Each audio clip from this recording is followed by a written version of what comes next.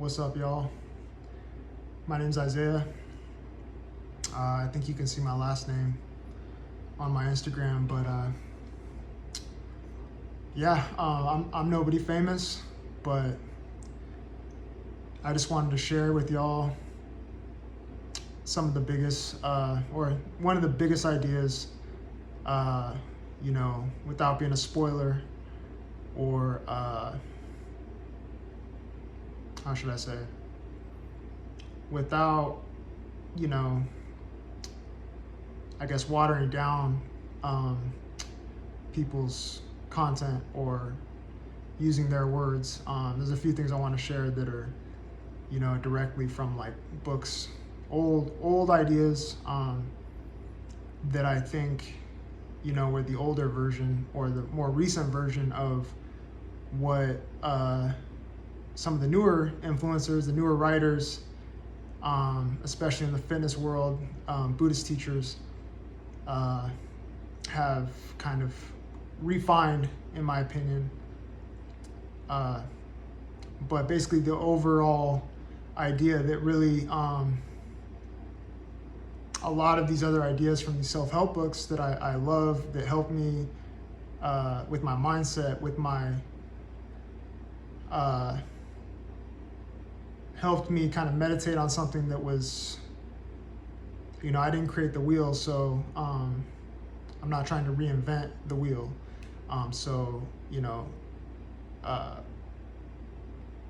These self-help books, these influencers, people ahead of the curve, it's kind of like by reading those things and seeing these things, it's kind of like being around positive people for me.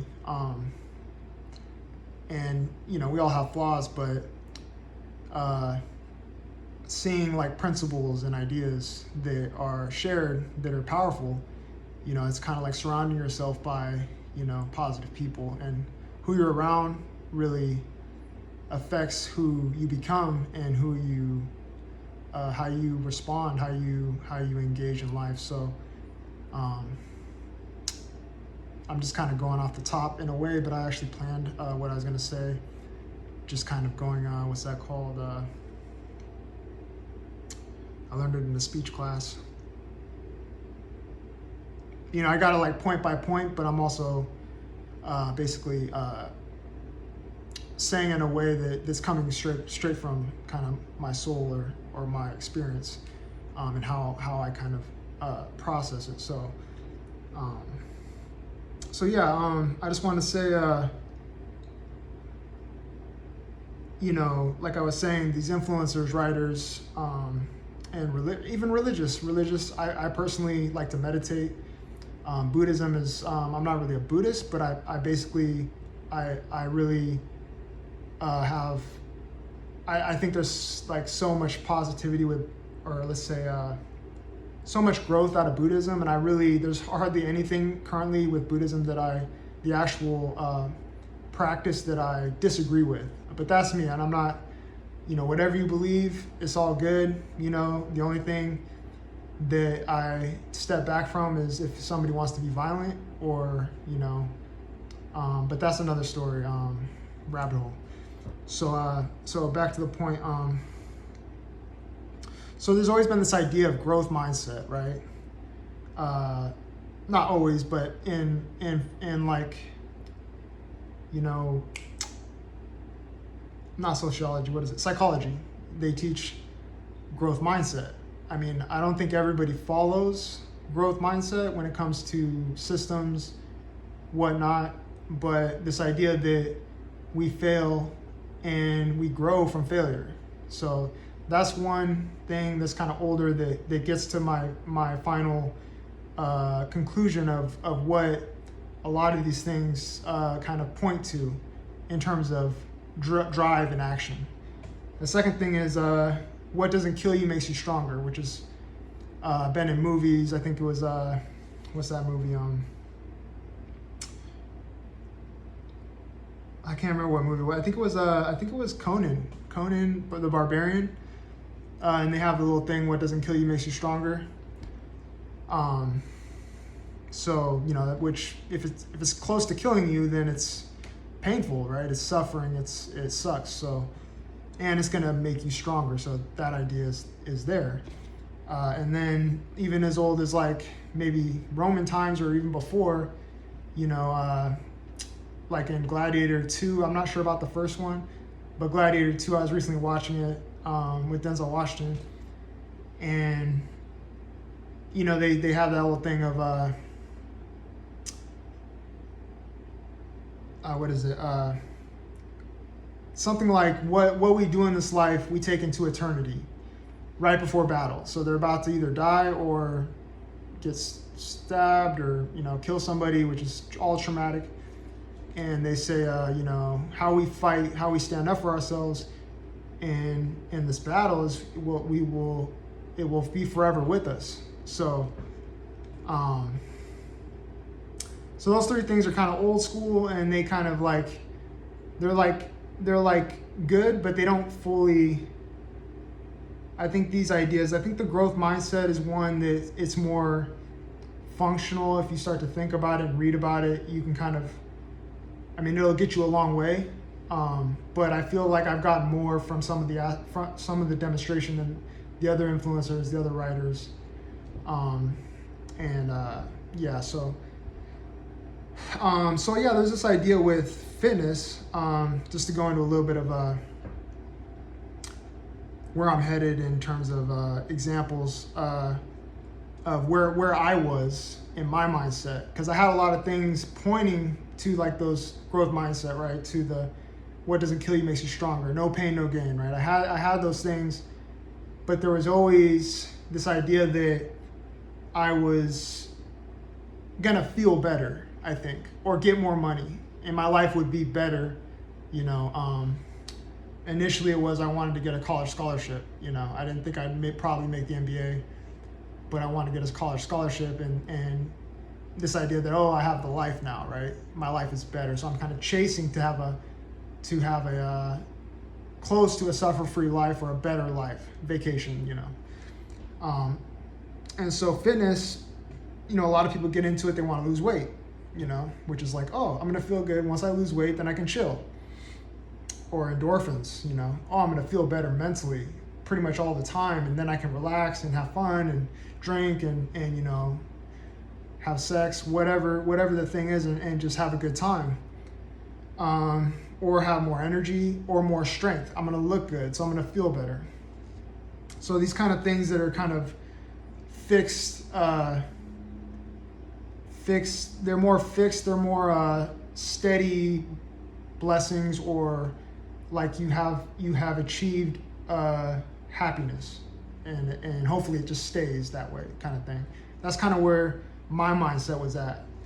So, and in meditation, when I hear about meditation, it's like, relax, right? Like feel better. Again, it's the endorphins, it's the energy.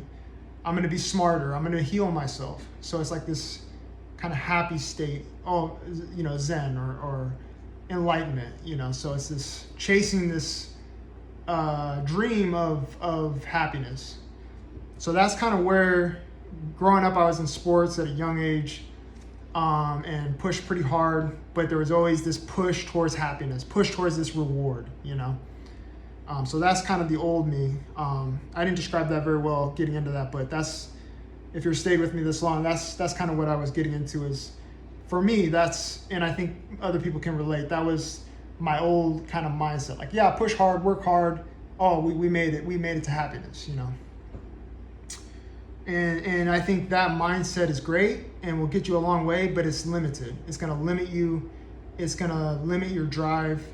Or me, I noticed I've changed that mindset, and it was limiting me, and it led to more chasing happiness in other ways and getting off my path. Because ultimately, anyways. So that's that. And then basically that in a nutshell is the idea that discipline, I'm gonna feel better. That's the main point out of that, is I want to feel better overall, have a happier life. So discipline, which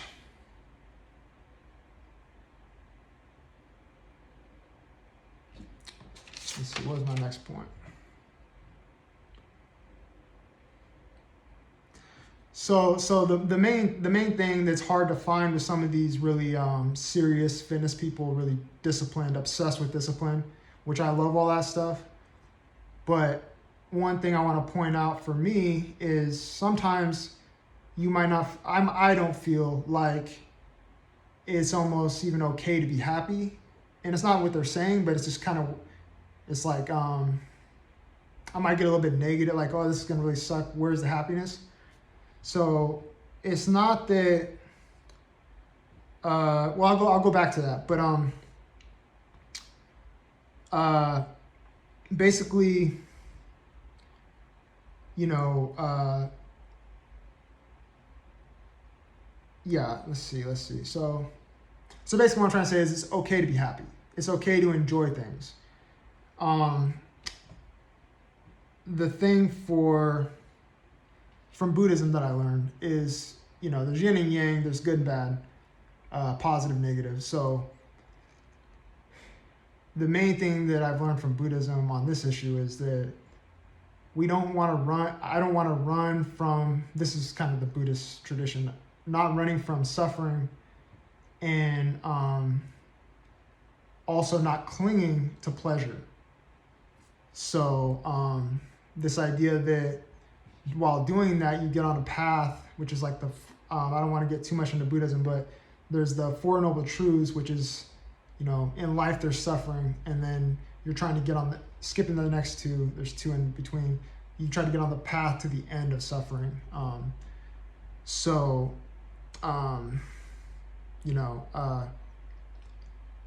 yeah, try not to attach to that pleasure. That's the thing, because the old mindset I had, like I was sharing before, I'm always trying to get to that happy place, and then I find that happy place with a girl that I shouldn't, is not good for me, and I'm just trying to be happy, and I'm chasing that, or this marijuana, or this alcohol, whatever substance, whether it's social media, whatever it is, I'm gonna start chasing that, because that's what I do with fitness. I'm chasing that happiness. I'm clinging to it. I'm trying to cling to the scholarship. I'm trying to cling to the good looks, and then, let's see, what did I say about fitness? So for fitness, similar to the Buddhism, for me, this idea I'm going to get to, my mindset had to change to basically keep testing my tolerance. And, it's a lot easier to obsess about discipline, or even to practice discipline. Like for me, I do high intensity workouts. So, and I'm kind of competitive with myself, somewhat with others, but mainly with myself, trying to get a new PR, trying to get better, trying to ultimately see how far I can go. So it's easier to sit around and think about it, or watch other people get pumped up, or get pumped up before a workout.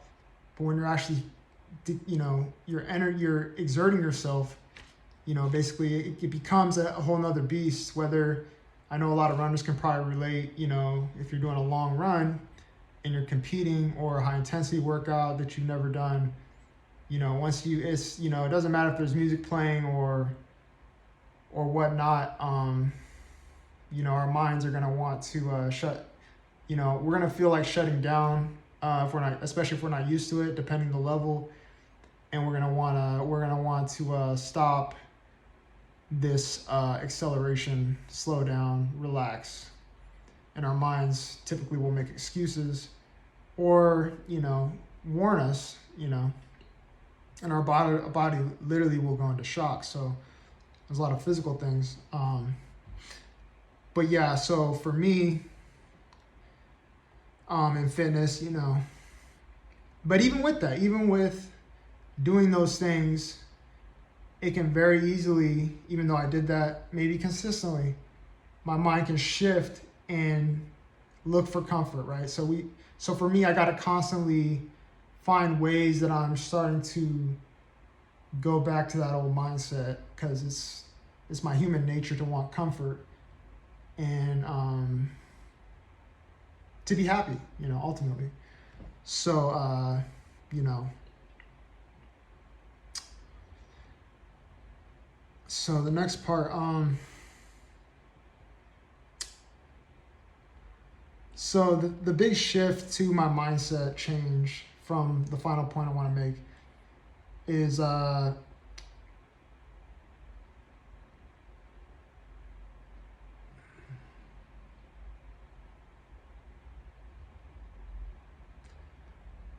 so the old mindset was more the choices I inevitably made, the things I was focusing on, the path I was on, the people I was around. You know, I became stuck more so for multiple reasons, and I was, you know, less driven. So,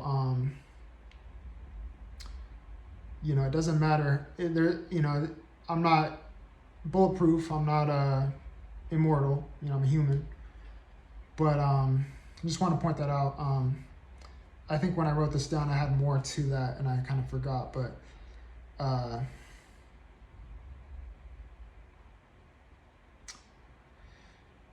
so basically, yeah, some of this I had, you know, whether at a young age, you know, whether it be running lines.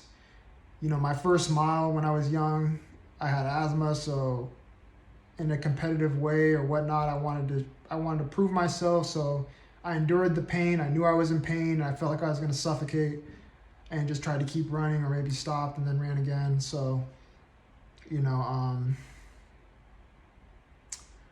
so there's definitely, that's kind of been a part of my life, to suffer, to impress, to, you know, for some reason, I was willing to suffer to get to the goal. So, so the idea that, you know, it's supposed to hurt, you know, at times working out, not always necessarily, but, you know, I believe in active recovery. I personally work out every single day, but I try to, especially with high intensity, I try to balance it. But I'm just pointing that out. You know, I don't think every day has to really suck and you're just dizzy, or, you know, your whole shirt, pants are soaked with sweat. You know, I think rest or active recovery, not necessarily rest, but active recovery is important. I think people kind of have this idea that it has to be an entire day of active recovery. I think people will be shocked at how far certain people take it. You know, I don't think there's any fixed amount of active recovery that a person necessarily needs. I think people need to build up over time and listen to their body. But I don't think science knows how far the human body can take it, because people have already basically shocked the odds, in my opinion. So I'm not saying to overtrain, whatever, you know, do you, but that's just my opinion, and that's kind of a side tangent. But basically, my final point is that my main thing I wanted to share, that and for people that want to keep reading, you know, I don't think I'm the best speaker. I'm new to Instagram to some extent. I'm new to posting. But for people that want to read a book, you know, if I'm so overwhelmingly amazing, right, that you know, you're like, oh, what's the point? I know everything. Like, you know, that's not what I'm doing here, and it's not going to be that impactful. But I think what I'm pointing out is, in my experience, the main thing that stuck with me was this idea that, you know,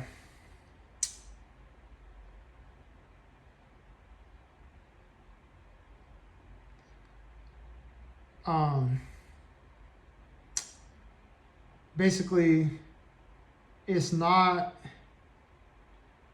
I'm trying to word it so I don't steal anybody's phrase, but like, So it's kind of this is kind of old school, but the idea that, you know, good times make weak men, bad times make strong men, and I think there's another one, right? So the hardest thing for me, because to me, I wanted to get away from victimhood, or get away from that past, get away from being stuck, and into a better life, overall better. And the hardest thing for me to swallow was that that's not the point. That's not the point.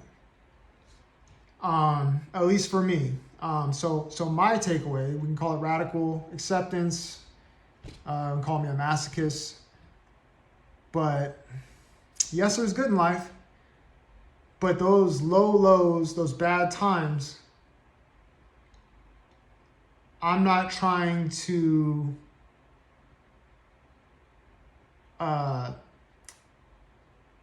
make my future life better than my worst past times.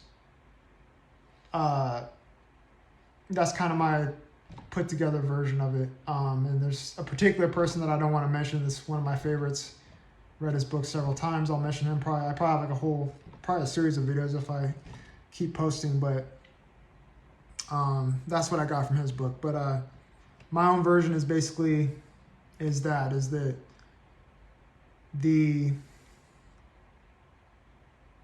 I lost my train of thought. I really did, guys.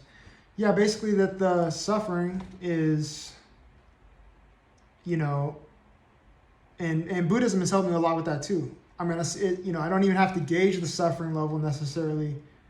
I just expect it. I expect it. And if it gets too easy expecting it, because I'm so used to expecting it that I get in this pattern, then I might even, you know, do a workout that increases it on purpose, right? Challenging myself, challenging my mind. How much can I, you know, like I don't want my life to be all bad, right? But, you know, I don't want to get too much into the weeds about, you know, mindset and how I feel and being in these dark places. But ultimately, in the process of accepting suffering to, I guess, the best of my ability, I not always, if I'm really deep in it, I might even forget, right, that I'm growing, that I'm getting better. Because a lot of times when we suffer, we start to feel like we lack or like we are losing, right? If somebody punches me, I'm not going to feel stronger. So, you know, being positive in those places as much as possible and having compassion on self, you know, which Buddhism teaches, you know, and I don't want to get too much into the mindset and whatnot. Y'all can dive into that in various ways, whether it be religion of any kind or whatever you're into. But basically that's the main point I wanted to make, is that it's not about feeling better. It's about getting stronger in various ways. You know, who knows how many ways, you know, there's probably dimensions we haven't even been to, right? So mentally, resilience, you know, the list just goes on. And it's not just fitness, right? It's not just meditation. There's other ways, which y'all can figure that out. And a lot of times, you know, you can start going down this path and you might be called names. You might be labeled. You might even end up, I don't know, just people pulling up your past, right? That's a big one. Even though not everybody's, basement is totally perfect, or, you know, everybody's got issues. You know, somebody that's more impeccable maybe than most is being pulled under because they are excelling, right? They're building themselves. Not to be, negative or conspiracy, but that's part of accepting that suffering is you're ready for that. You're ready for whatever type of suffering, and you're going to take it as a challenge. You're going to see, so that's another big thing out of this process, and why this was so important for me is because, a lot of times I'm not even having all these creative thoughts, right? I'm feeling like I'm not even, like I'm being drowned, right? I'm in the middle of a workout, just trying to make it survive the workout. And I feel like I don't even know if I can finish the workout because it's so hard. But that state of mind, going to those places, one way I've heard of it is, basically suffering so other people can't put suffering on you, and you decide how far you go. I decide how far I'm willing till I tap the ground, and then I strategize on how I can go farther. So, so basically that's it. That's the key. That a lot of this stuff I've read, the books, the influencers, even old writings, various religions. That's kind of what I got, guys. That's the thing, and that's my thought on I guess discipline, a general fitness principle, I guess, a general meditation sort of concept. So anyways, guys, my name's Isaiah. I think my last name's in my Instagram. And yeah, guys, let me know if you like this. Let me know your thoughts. I'd love to hear it. Maybe some influencers that you guys like, or maybe the influencers, if y'all mention, I can, tell you whether or not I've read their book or know about them or seen their stuff, my thoughts. Anyways, guys, y'all take care. Get a workout in, just stay safe, and all the best to you. Take care, guys. Peace.